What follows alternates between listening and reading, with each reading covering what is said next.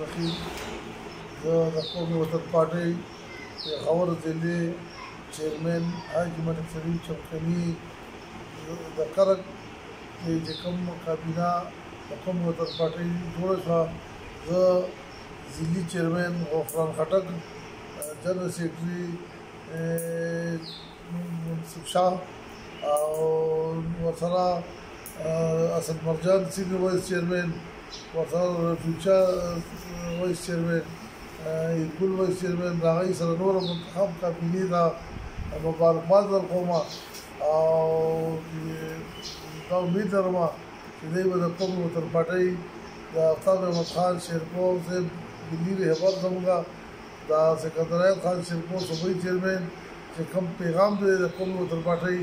دا به کور کور ته رسوي او انشاءالله د دوی په قیادت کې به په کرک کې د قومي وطن پارټۍ ورځ په ورځ زیاتېږي او ګڼ خلک به په دوی په قیادت کې شاملېږي والسلام